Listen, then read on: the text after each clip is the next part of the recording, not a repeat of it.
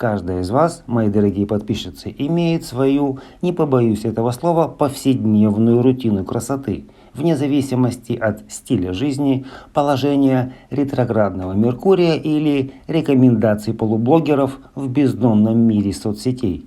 И, конечно, я в этом уверен, у каждой есть свои техники выполнения макияжа и соответствующие инструменты.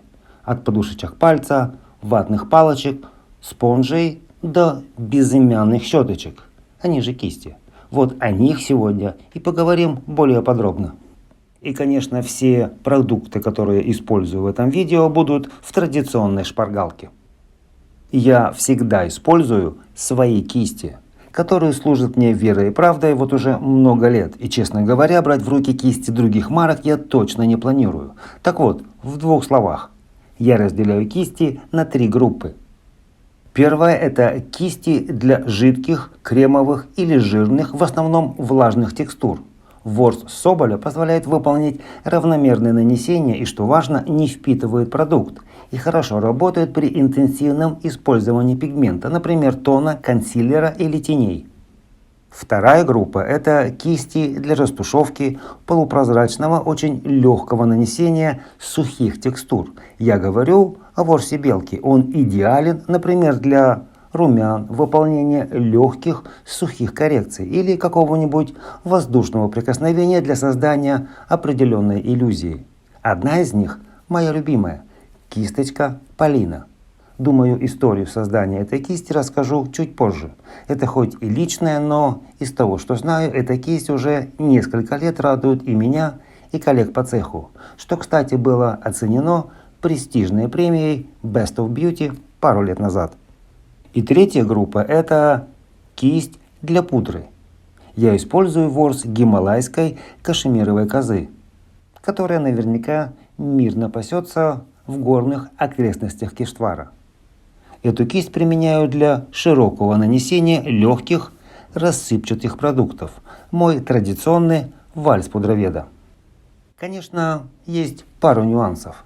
Поверьте, нет никакого смысла использовать кисти из мягкого ворса козы или белки для, скажем, влажных текстур.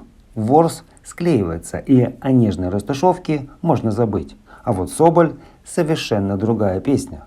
Он позволяет работать с любыми, подчеркиваю, любыми текстурами в зависимости от плотности набивки и формы. Можно даже выполнить растушевку, но это уже крайний случай, если белка или коза объявили забастовку или просто не оказались под рукой. Немаловажная деталь о моих кистях, точнее длине рукоятки. Она около 13 см, что позволяет идеальное положение в ладони. Кисть – это продолжение руки мастера, и держать ее надо как бесценное сокровище, а не как профурсетка, чашечку кофе. Напоминаю, кисть – это инструмент. Хороший, качественный, но все же инструмент. В моем арсенале их 7. Никогда не понимал бесконечные тубы и ленты батарей, которую вижу у кисти зависимых. Я не то чтобы за минимализм. Совсем нет. Хорошего инструмента разнообразное множество, но надо иметь то, что нужно именно вам, то, что работает и отвечает вашим требованиям. Вы же понимаете, никакие рекомендации и уговоры не убедят вас в чем-либо, пока вы не увидите визуальный результат. Этот этап я уже давно прошел, решив создавать свои собственные кисти. Так что мой выбор инструмента уже сделан. А вот чем будете красиво маневрировать вы, это уже дело каждого.